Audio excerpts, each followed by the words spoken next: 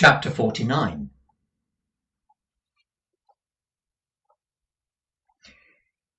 This chapter contains chronicles and further proceedings of the Nickleby family, and the sequel of the adventure of the gentleman in the small clothes. You remember him? He was in the habit of hurling marrows and cucumbers and onions and potatoes over the wall into the Nickleby's garden, and addressing himself with passion to Mrs. Nickleby.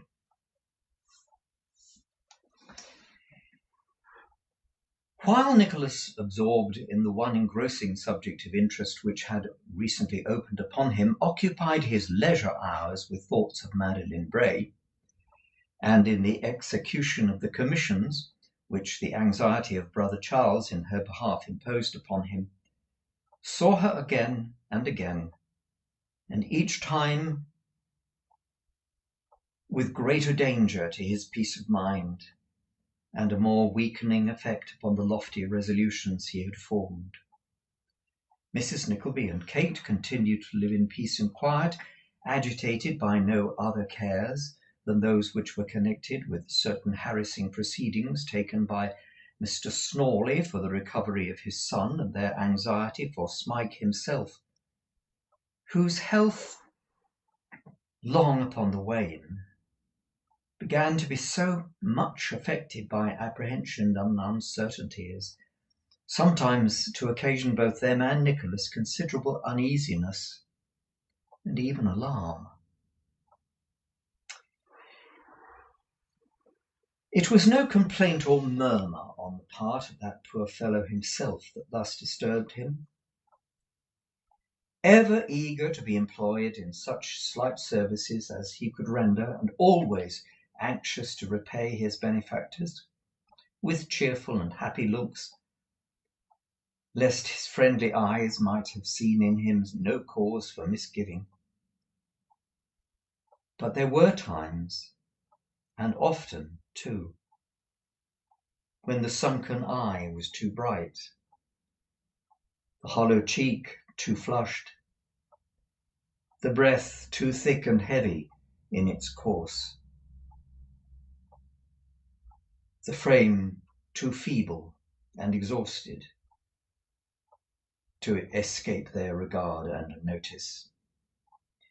There is a dread disease which so prepares its victim, as it were, for death, which so refines in its grosser aspect and throws around familiar looks unearthly indications of the coming change, a dread disease in which the struggle between soul and body is so gradual, quiet and solemn, and the result so sure that day by day and grain by grain the mortal part wastes and withers away, so that the same spirit grows light and sanguine with its lightning load, and feeling immortality at hand, deems it to be but a new term of mortal life, a disease in which death and life are so strangely blended that death takes the glow and hue of life, and the life the gaunt and grisly form of death, a disease which medicine never cured, wealth never warded off, or poverty could boast exemption from, which sometimes moves in giant strides, and sometimes at a tardy, sluggish space, but slow or quick. The end was ever sure and certain. Dickens, of course, is referring to what was known in those days as consumption, almost certainly tuberculosis.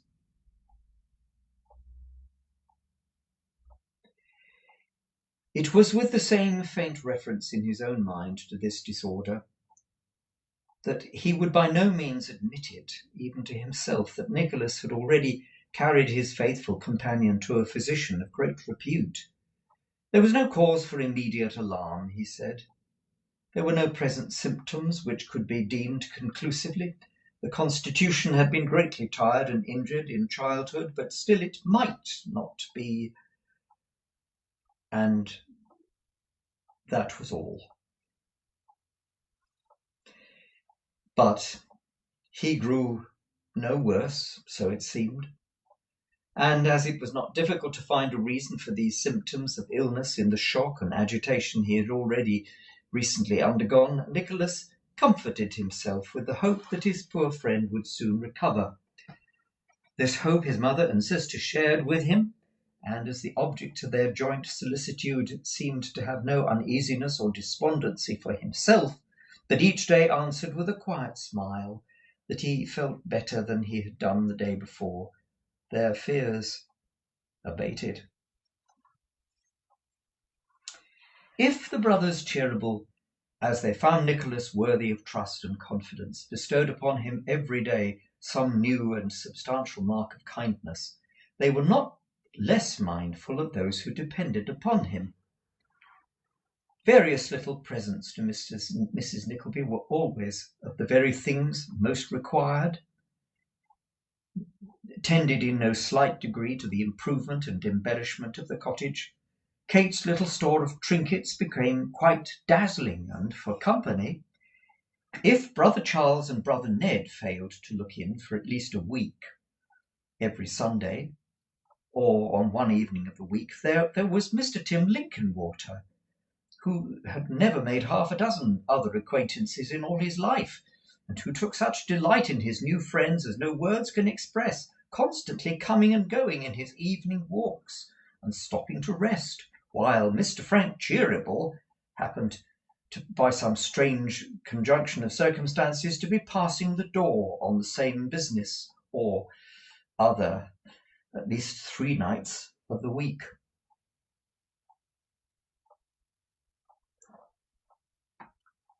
"He is the most attentive young fellow I ever saw, Kate," said Mrs. Nickleby to her daughter one evening, when this last-named gentleman had been the subject of the worthy lady's admiration for some time, and Kate had sat perfectly silent. "Attentive, mamma?" rejoined Kate. "Bless my heart, Kate!" cried Mrs. Nickleby with a sudden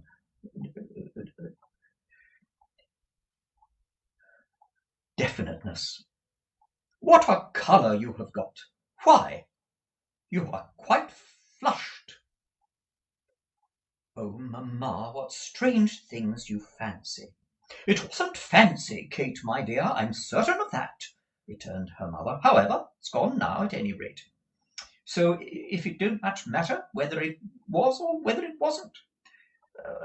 What were we talking about? Oh, Mr. Frank.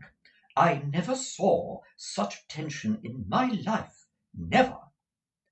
"Surely you are not serious?" said Kate, colouring again, and this time beyond all dispute. "Not serious?" returned Mrs. Nickleby. "Why shouldn't I be serious? I never was more serious. I will say that his politeness and attention to me is one of the most becoming, gratifying, pleasant things I have seen for a long time. You don't often meet with such behaviour in young men, and it strikes one even more when one does meet with it." "Oh, attention to you, mamma," rejoined Kate quickly. "Oh, yes." "Dear me, Kate," retorted Mrs. Nickleby, "what an extraordinary girl you are. Was it likely I should be talking of his attention to anyone else? I declare I'm quite sorry to think he was in love with a German lady." "He said very positively that was no such thing, mamma," returned Kate. "Don't you remember his saying so the very night he came here? Besides," she added with a more gentle tone, "why should we be sorry in that case? What is it to us, mamma?" "Nothing to us, Kate, perhaps," said Mrs. Nickleby emphatically, "but something to me, I must confess. I like English people to be thoroughly English people, not half English and half I don't know what. I shall tell him point blank next time he comes that I wish him to marry one of his own countrywomen, not a German girl, and see what he thinks and says to that. Pray don't think of such a thing, mamma, returned Kate hastily. Not for the world. Consider how very— Well, my dear, how very well what? Said Mrs. Nickleby, opening her eyes in great astonishment. Before Kate had returned any reply, a queer little double knock announced that Miss La Creevy had called to see them, and when Miss La Creevy presented herself, Mrs. Nickleby, though strongly disposed to be argumentative on the previous notion, forgot all about it in a gush of supposes about a coach that she had come by, supposing that the man who drove must have been the man in the shirt sleeves or the man with the black eye, and whoever he was, hadn't he found that parasol that she left in the coach behind last week, and no doubt they had stopped a long while at half-way house coming down, or that perhaps being full they had come straight on, and lastly that they were surely now going to pass Nicholas on the road. I saw nothing of him, answered Miss La Creevy, but I saw that dear old soul, Mr. Linkinwater, taking his evening walk and coming on here to rest before he turns back to the city, I'll be bound, said Mrs. Nickleby.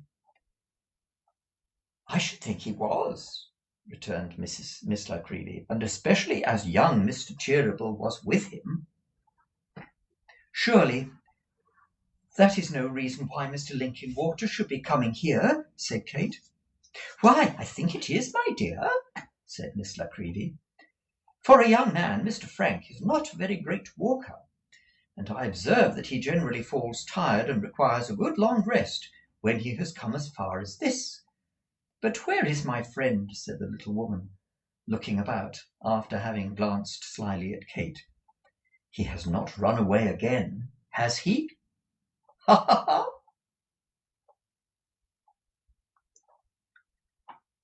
Ah, where is Mr. Smike? Said Mrs. Nickleby. He was here this instant. Upon further inquiry, it turned out, to the good lady's unbounded astonishment, that Smike had that moment gone upstairs to bed. I hope, said that lady, that this unaccountable conduct may not be the beginning of his taking to bed and living there all his life, like the thirsty woman of Tutbury, or the cock-housed ghost, or some of those extraordinary creatures. One of them had some connection with our family. I forget, without looking at some letters that I have upstairs, whether it was my great-grandfather who went to school with the Cock Lane ghost, or the thirsty woman of Tutbury who went to school with my grandmother. Miss La Creevy, you know, of course. Which was it that didn't mind what the clergyman said, the Cock Lane ghost, or the thirsty woman of Tutbury? The Cock Lane ghost, I believe. Then I have no doubt, said Mrs. Nickleby, that it was with him that my great-grandfather went to school, for I know the master of his school was a dissenter, and that would in great measure account for the Cock Lane ghost's behaving in such an improper manner to the clergyman when he grew up. Ah, train up a ghost.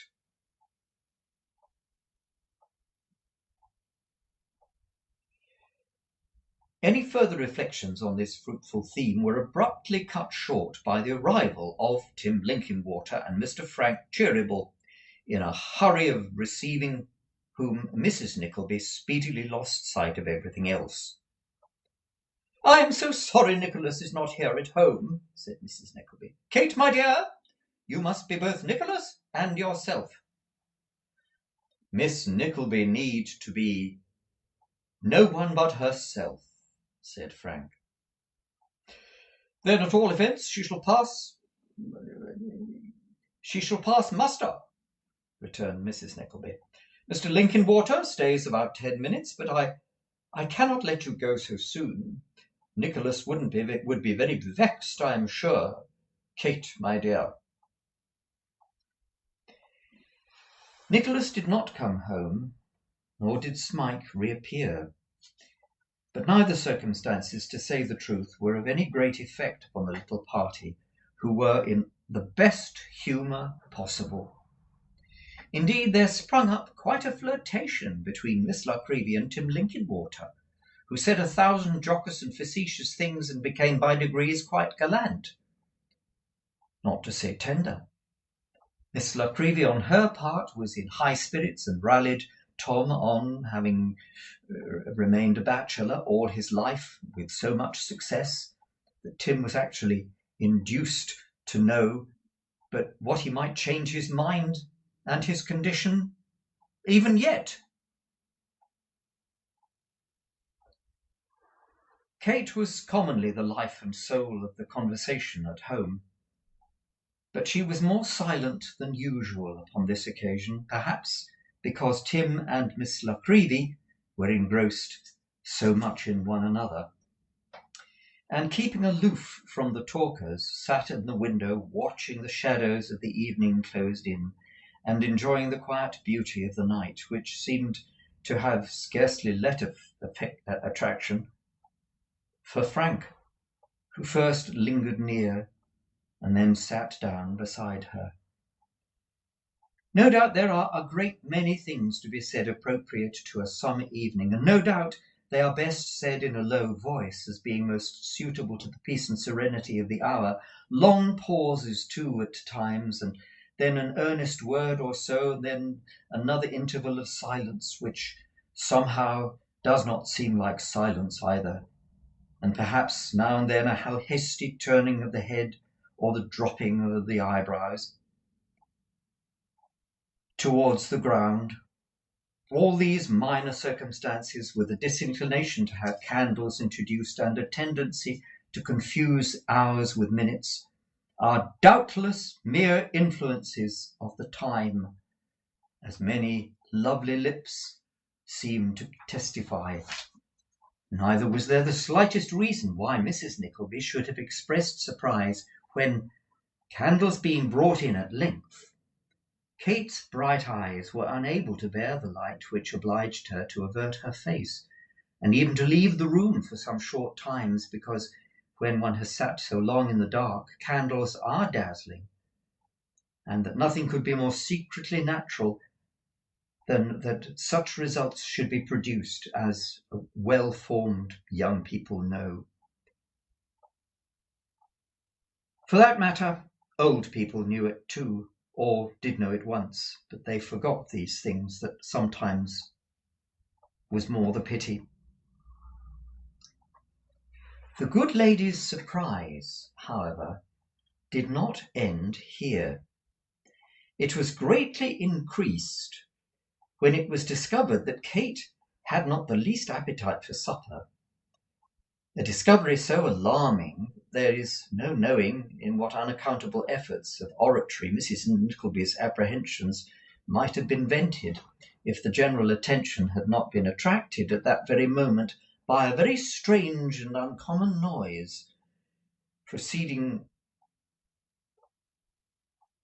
moment by moment from the pale and trembling servant girl, who was affirming, and as everybody's sense of hearing seemed to affirm also, she had heard the most extraordinary noise right down the chimney of the adjoining room. It being quite plain to the comprehension of all present that, however extraordinary and improbable it might appear, the noise did nevertheless proceed from the chimney in question, and the noise, which was a strange compound of various shufflings and slidings and rumblings and struggling sounds, all muffled by the chimney, still continued. Frank Cheeryble caught up the candle, and Mr. Linkinwater the tongs, and they would have been very quickly ascertained the cause of this disturbance if Mrs. Nickleby had not been very faint and declined on being left behind on any account. This proceeding was a short remonstrance, and it terminated in their all proceeding to the troubled chamber in a body, except only Miss La Creevy, who was at the servant girl's behest, making a confession of having been subject to fits in her infancy, remained there to give the alarm and apply restoratives in the case of extremity. Advancing to the door of the mysterious apartment, they were not a little surprised by a human voice chanting with a very highly elaborate expression of melancholy, and in tones of suffocation, when a human voice might have produced the same from under 5 or 6 feather beds of the best quality. That once popular air, "Has she then failed in her truth, the beautiful maid I adore?" Now, on bursting into the room, without demanding a parley, was their astonishment lessened by the discovery that these romantic sounds certainly proceeded from the throat of someone up the chimney, of whom nothing was visible but a pair of legs, which were dangling above the grate, apparently feeling with some extreme anxiety for the top bar to effect a landing on the floor. A sight so unusual and unbusinesslike as this completely paralyzed Tim Linkinwater, who, after 1 or 2 gentle pinches at the stranger's ankles, which were productive of no effect whatsoever, stood clasping the tongs together as if he were sharpening them for another assault, and did nothing else. "This must be some drunken fellow," said Ralph. "No thief would come down the chimney to announce his presence thus." As he said this with great indignation, he raised the candle to obtain a better view of the legs, and was darting forward to pull them down with very little ceremony, when Mrs. Nickleby, clasping her hands, uttered a sharp sound, something like a scream and an exclamation, and demanded to know whether these mysterious limbs were not clad in small clothes and grey worsted stockings. Were they not in the man that they had seen before, the man in the small clothes and grey worsted stockings, whom her eyes were about to deceive her? "Yes," cried Frank, looking a little closer. "Small clothes he certainly has, and rough grey stockings too. Do you know him, ma'am?" "Kate, my dear," said Mrs. Nickleby, deliberately sitting herself down in a chair, with that sort of desperate resignation which seemed to imply that now matters had come to a crisis and all disguise was useless, "you will have the goodness, my dear, to explain precisely how the matter stands. I have given him no encouragement, none whatever, not the least in the world. You know that, my dear, perfectly well. He was very respectful, exceedingly respectful, when he declared, as you were a witness, to still all at the same time, if I am to be persecuted in this way, if vegetable marrows and all kinds of garden stuff are to be strewn in my path out of doors, and gentlemen are to come choking out of our chimneys at home, I really don't know, upon my word, I don't know what is to become of me.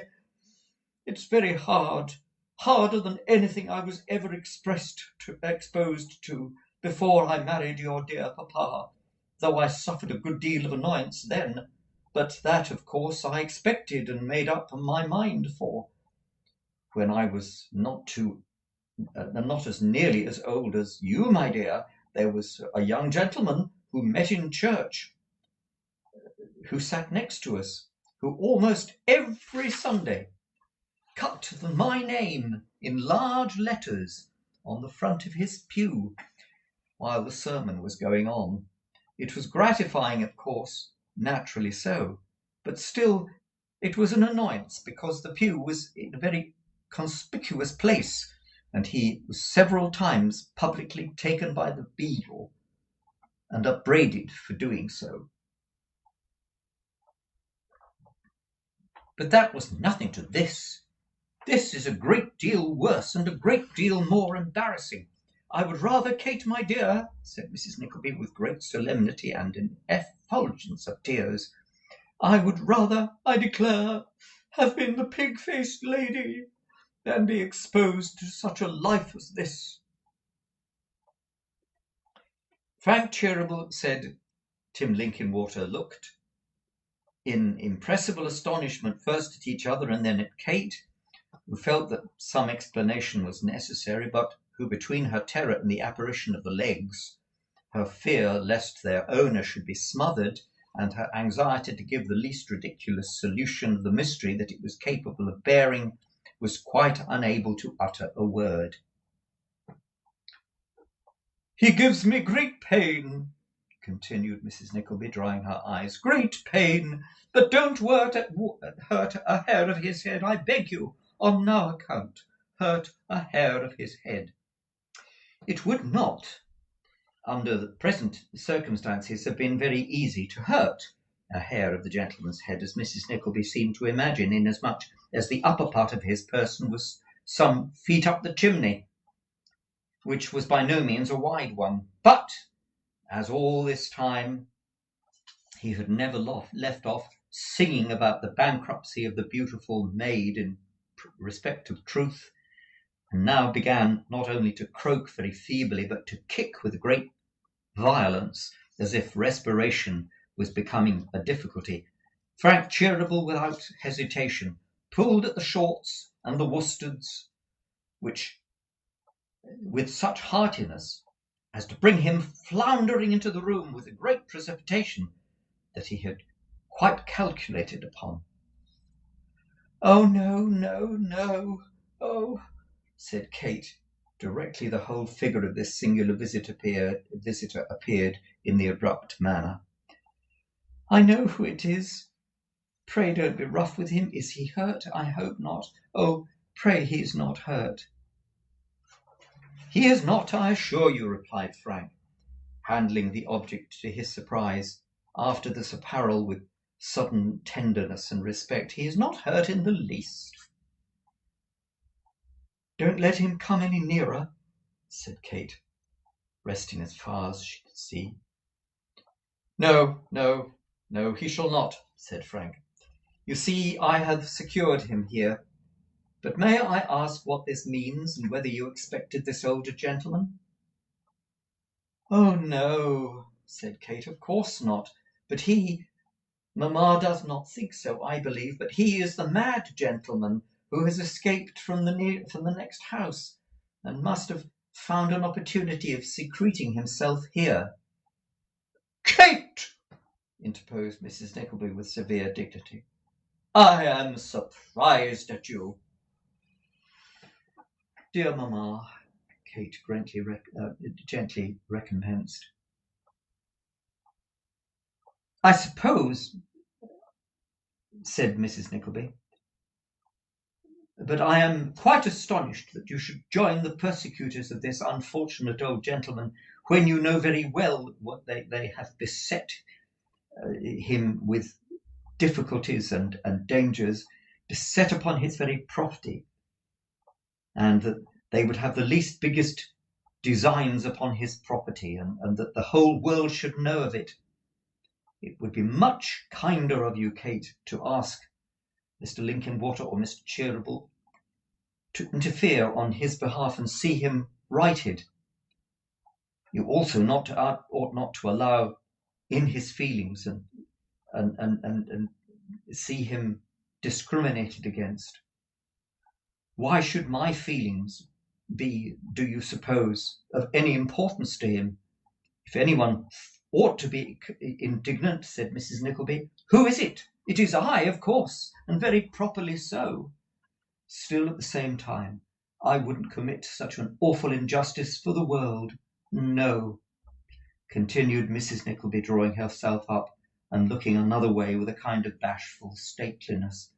"This gentleman well understood me when I told him that I repeat the answer I gave him the other day, that I will always repeat it, that I do believe him to be most sincere when I found him placing himself in such dreadful situations on my account, and that I request that he have the goodness to go away directly, or it will be impossible to keep his behaviour a secret from my son Nicholas. I am obliged to him, very much obliged to him, but I listen to his addresses for a moment, just for a moment."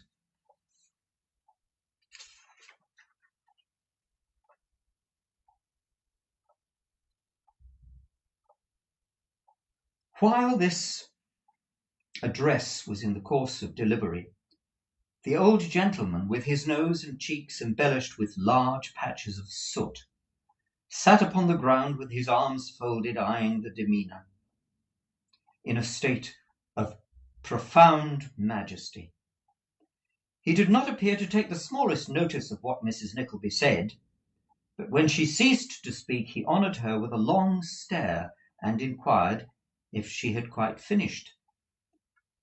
"I have nothing more to say," replied the lady modestly. I really can't say anything more." "Very good," said the old gentleman, raising his voice. "Then bring in the bottled lightning, a clean tumbler, and a corkscrew."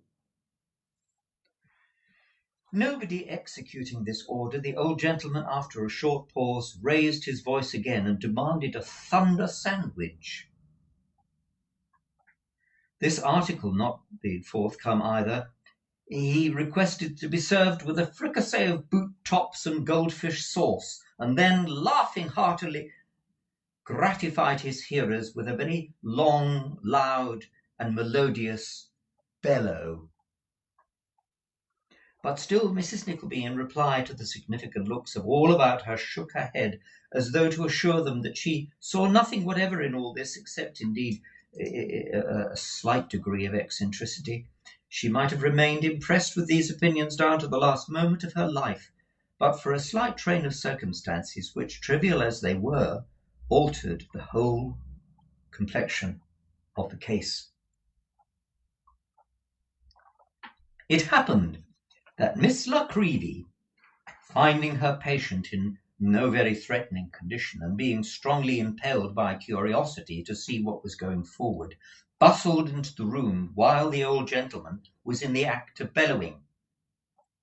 It happened, too, that the instant the old gentleman saw her, he stopped short, skipped suddenly to his feet, and fell to kissing his hand violently, a character of demeanour which most terrified the little portrait painter out of her senses, and caused her to retreat behind Tim Linkinwater, with the same expedition. "Ah, ah!" cried the old gentleman, folding his hands and squeezing them with great force against each other. "I see her now! I see her, my love, my life, my bride, my peerless beauty. She has come at last, and all is gas and gaiters."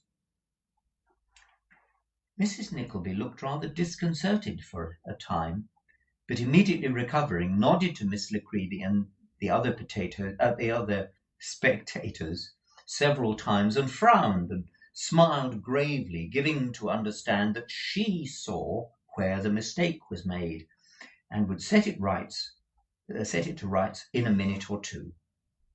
"She is come," said the old gentleman, laying his hand upon his heart. "Cormoran and Blunderbore, she is come. All the wealth I have is hers, if she will have me for her slave. Where are grace, beauty, and blandishments like those? In the Empress of Madagascar? No. In the Queen of Diamonds? No. In Mrs. Rowland, who every morning bathes in Calidore for nothing? No.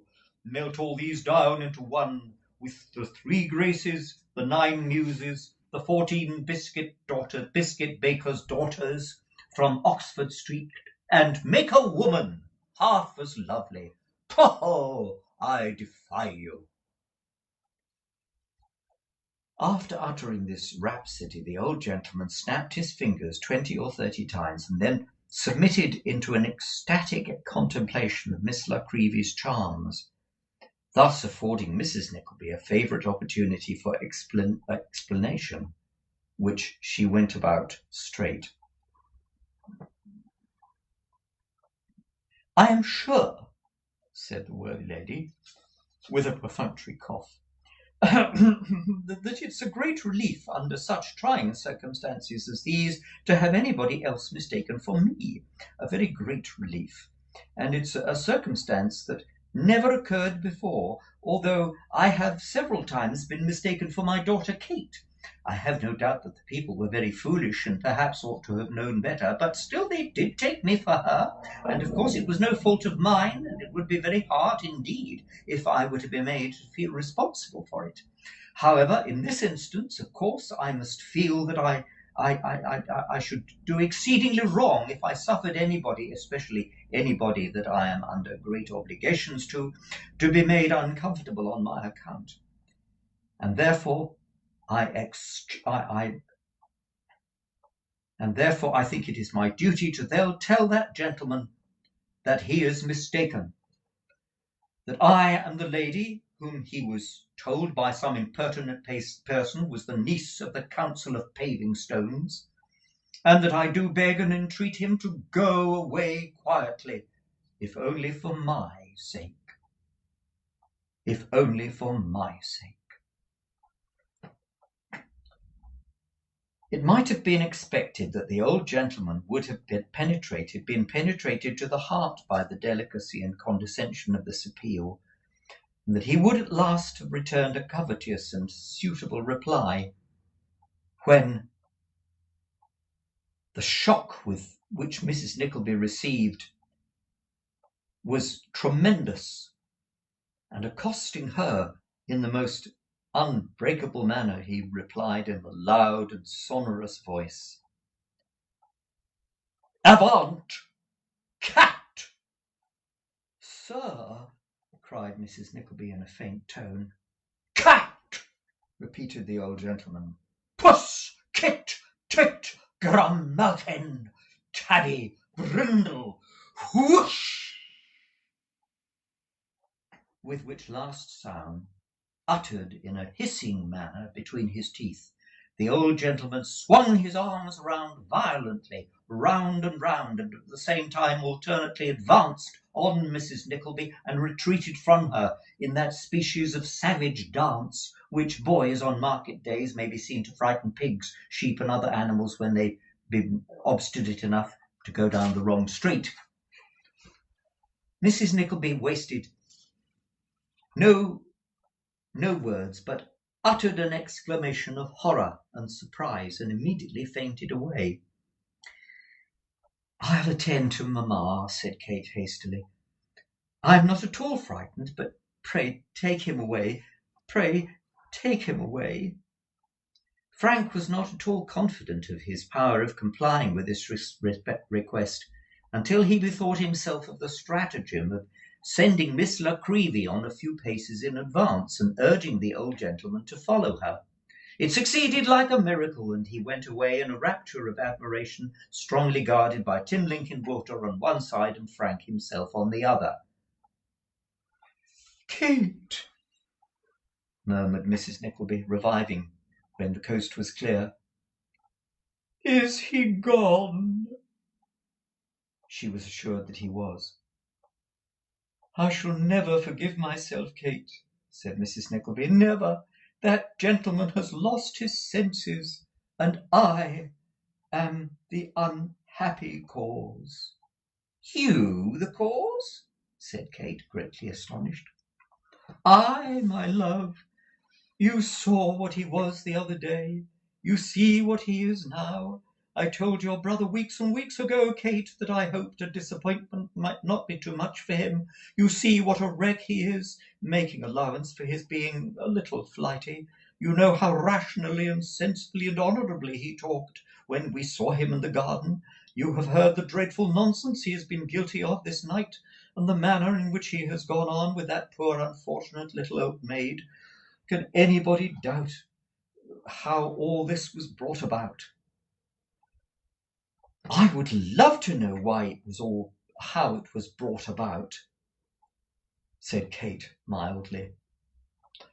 I should scarcely think so, rejoined her mother.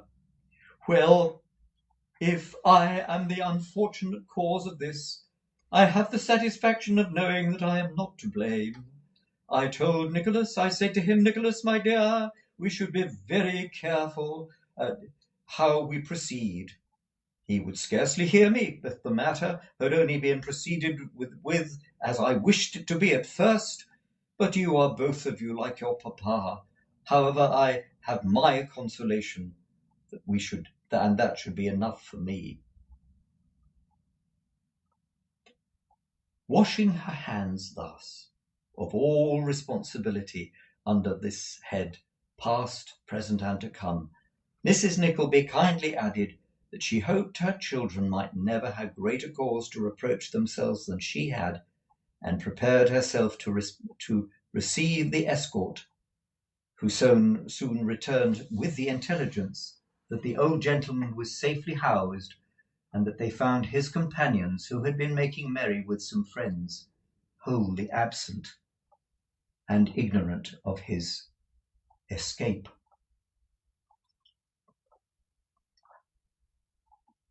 Quiet being restored again, a delicious half-hour, so Frank called it, in the course of subsequent conversation with Tim Linkinwater as they were walking home, was spent in conversation, and Tim's watch at length appraising him that it was high time to depart. The ladies were also left alone, though not without many offers on the part of Frank to remain still until Nicholas arrived, no matter what hour of the night may be, after fear of leaving the ladies to themselves.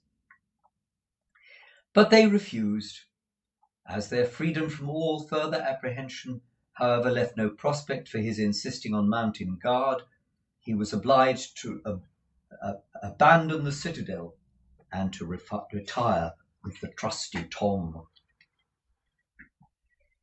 Nearly 3 hours of silence passed by. Kate blushed at first when Nicholas returned.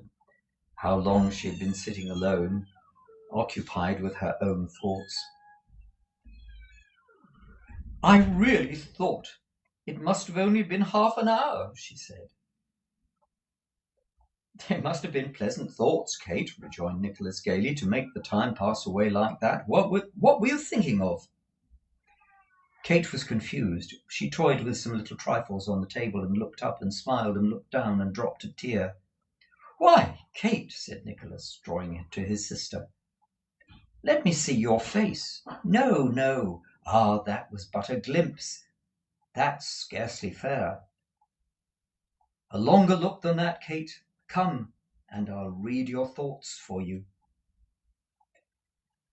There was something in this proposition, albeit said without the slightest consciousness or application, which so alarmed his sister, that Nicholas laughingly changed the subject to domestic matters, and thus gathered by degrees, as they left the room and went upstairs together, how lonely Smike had been all night, and by very slow degrees too, for this was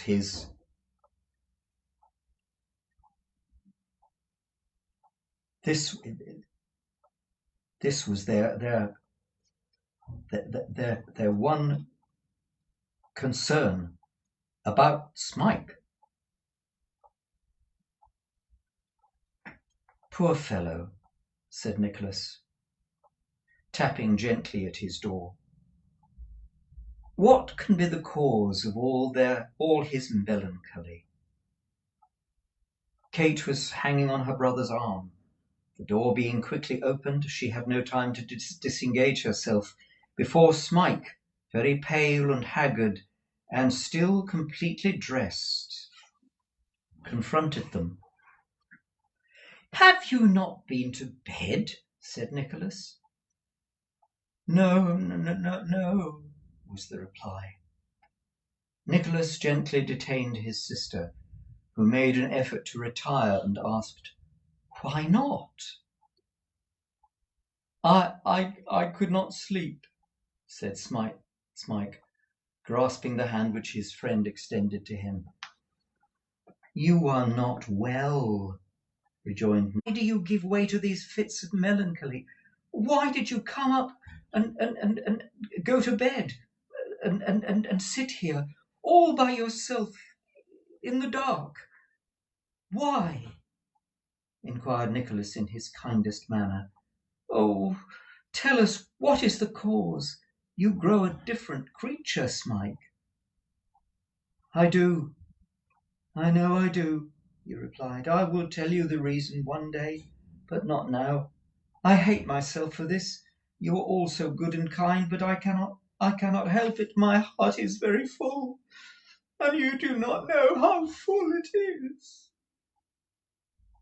He wrung Nicholas' hand before he released it, and glancing for a moment at the brother and sister as they stood together, as if there was something in their strong affection which touched him deeply, withdrew into his chamber, and was soon the only watcher under that quiet roof.